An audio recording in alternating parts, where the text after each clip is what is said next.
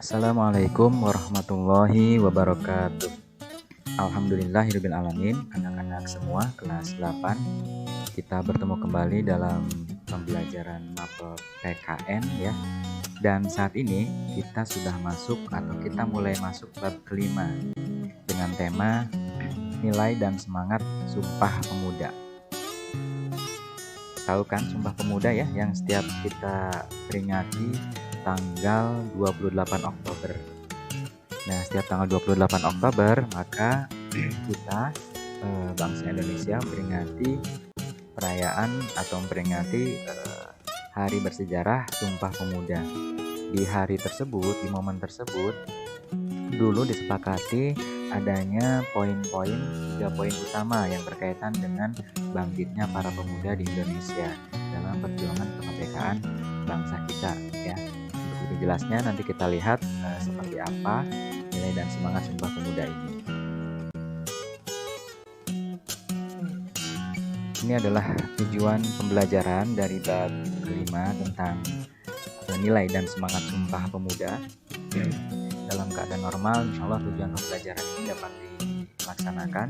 Namun dalam kondisi seperti saat ini, pandemi yang masih mewabah, mungkin hanya sebagian yang nanti bisa kita alokasikan untuk dilaksanakan dari tujuan pembelajaran.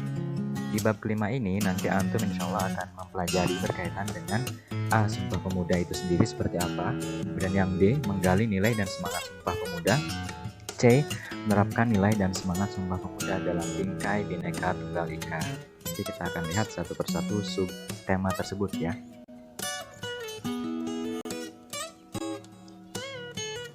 Nah, sekarang coba lihat gambar yang ada di samping ini. Ada beberapa anak muda yang berkategori mengukir prestasi di tingkat dunia. Ada yang berprofesi sebagai pianis, kemudian juga olahragawan ya. Dan ada juga yang sebagai hafiz cilik nih. Ini yang hafiz cilik namanya Musa bin Laude. Dia hafal 30 juz di usia ke-10 ya, usia 10 tahun. Nah, kira-kira kita hafal 30 juz usia berapa ya?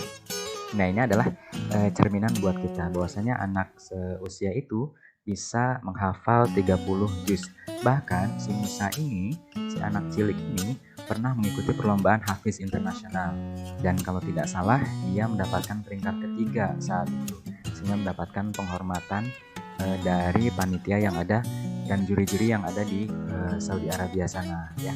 Jadi ini adalah bakat-bakat cilik dan para pemuda yang memang mengisi kehidupan masa mudanya dengan sesuatu yang bermanfaat, sesuatu yang positif, sesuatu yang berpahala, yang bernilai untuk masa depan mereka nantinya. Semoga antum pun bisa seperti itu ya. A. Sumpah Pemuda. 1. Latar belakang lahirnya Sumpah Pemuda. Sumpah Pemuda dilatar belakangi oleh 2 faktor ya. Faktor internal dan faktor eksternal. Faktor internal yaitu adanya kemunculan kelompok elit baru, kemudian adanya kesatuan Indonesia di bawah bendera Pax Nirlendika. Kemudian yang berikutnya adanya inspirasi kejayaan di masa lampau, kejayaan bangsa Indonesia ataupun kerajaan-kerajaan Indonesia pada masa lampau, adanya kesamaan nasib dan penderitaan, adanya kemajuan dan komunikasi serta informasi pada masa lalu, serta penggunaan bahasa Melayu yang meluas pada saat itu sehingga memudahkan komunikasi di antara para pemuda pada masa lalu ya. Kemudian faktor eksternalnya yaitu masuknya paham-paham baru dari luar Indonesia. Kemudian juga adanya kemenangan Jepang atas Rusia dalam peperangan pada tahun 1905. Ini membuktikan bahwasanya orang-orang Asia atau bangsa Asia itu ternyata bisa loh menang melawan bangsa Eropa. Padahal kan secara image atau citranya bangsa Asia itu selalu direndahkan, dinomorduakan. Dengan adanya kemenangan Jepang atas Rusia, ini membangkitkan motivasi para pemuda Indonesia.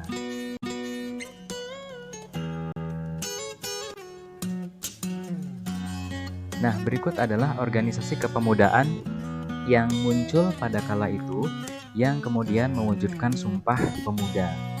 Ada beberapa nama organisasi kepemudaan pada kala itu. Yang pertama Jong Java, Jong Ambon, Jong Sumatranen Bon, Jong Islamic Bon, Sekar Rukun, P3I, pemuda kaum Betawi, dan Jong Celebes. Jong ini artinya pemuda ya, ini bahasa Belanda. Jong Java berarti pemuda Jawa. Jong Ambon berarti pemuda Ambon, dan seterusnya. Ini adalah organisasi-organisasi kepemudaan yang pada masa lalu muncul seiring dengan bergulirnya Sumpah Pemuda yang kemudian membangkitkan semangat para pemuda Indonesia untuk meraih kemerdekaan dari tangan penjajah.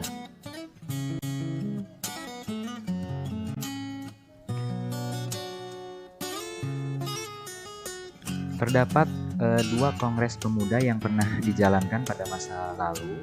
Yang pertama, Kongres Pemuda 1 yang diselenggarakan di Yogyakarta pada 30 April sampai dengan 2 Mei 1926 yang diikuti oleh berbagai organisasi kepemudaan. Kongres Pemuda 1 berhasil merumuskan beberapa tujuan dan rekomendasi sebagai berikut.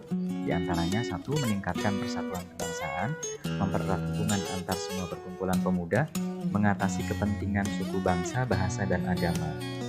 Kemudian setelahnya berlangsunglah Kongres Pemuda kedua yang dilaksanakan melalui dua agenda rapat kerja ya. Rapat pertama pada tanggal 27 Oktober 1928 di Gedung Katolik Jongenlingen-Bonn, Waterloo Plain.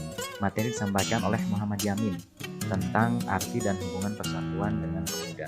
Ada 5 faktor yang bisa memperkuat persatuan Indonesia, yaitu sejarah, bahasa, hukum adat, pendidikan, dan keinginan atau kemauan. Kemudian rapat kedua di Kongres Pemuda 2 ini dilaksanakan pada 28 Oktober 1928. Nah, ini bertentangan dengan deklarasi Sumpah Pemuda ya. Materi yang disampaikan tentang pendidikan. Adapun rapat penutupan dilaksanakan di Gedung Indonesis Club Gebau. Rumusan Sumpah Pemuda ditulis oleh Muhammad Yamin pada sebuah kertas ketika Mr. Sunario sebagai utusan kepanduan sedang berpidato pada sesi terakhir Kongres. Dalam Kongres Pemuda 2 juga diperdengarkan lagu kebangsaan Indonesia Raya untuk pertama kalinya ya.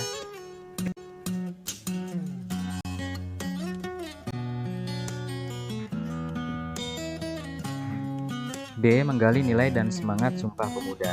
Pada video sebelumnya tadi cuplikan video ditayangkan tentang tokoh-tokoh pemuda yang berperan dalam Sumpah Pemuda ya.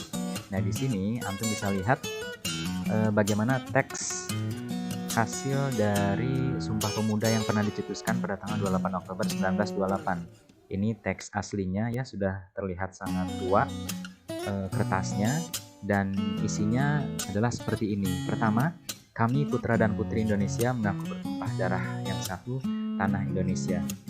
Kedua, kami putra dan putri Indonesia mengaku berbangsa satu, bangsa Indonesia.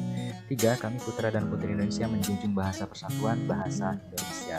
Ini adalah 3 kalimat yang isi dari Sumpah Pemuda yang pernah digaungkan oleh para pemuda pada kala itu.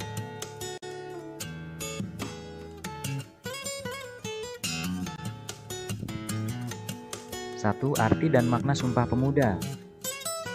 A. Satu, tanah air Indonesia. Artinya, para pemuda telah menyatakan sumpahnya bahwa mereka hanya mengakui tanah tumpah darahnya adalah tanah air Indonesia.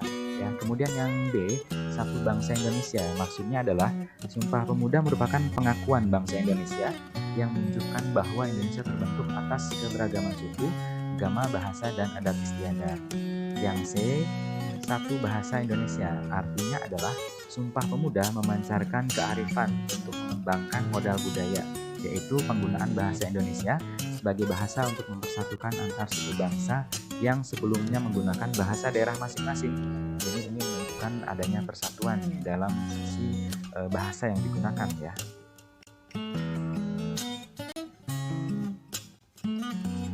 Kedua, nilai-nilai luhur yang terkandung dalam Sumpah Pemuda.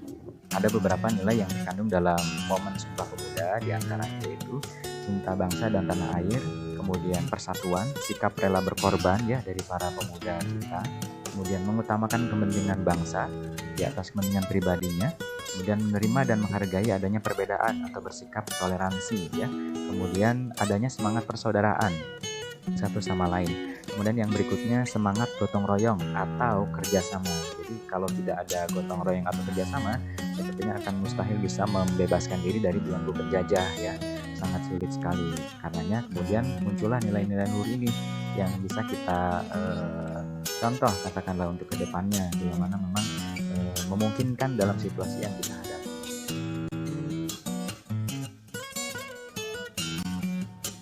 C. Menerapkan nilai dan semangat Sumpah Pemuda dalam bingkai Bhinneka Tunggal Ika. 1. Pentingnya Sumpah Pemuda dalam bingkai Bhinneka Tunggal Ika. Sumpah Pemuda merupakan miniatur Bhinneka Tunggal Ika, jadi merupakan potret kecil ya Bhinneka Tunggal Ika. Maksudnya, sekalipun para pemuda berasal dari berbagai daerah yang pasti memiliki suku, agama, ras, dan golongan yang berbeda, tetapi mereka mengakui satu tanah air, satu bangsa, dan satu bahasa, yaitu Indonesia. Antum tadi sebelumnya tahu adanya organisasi kepemudaan yang lahir ya, ada Yong Java, Yong Celebes, Yong Sumatranen, kemudian juga Yong Ambon, dan seterusnya. Itu menunjukkan potret daerah mereka berasal ya, yang tentu saja beragam. Nah, ini pun Sumpah Pemuda ini menjadi momen bersatunya keberagaman tadi ya dalam satu tujuan yang sama.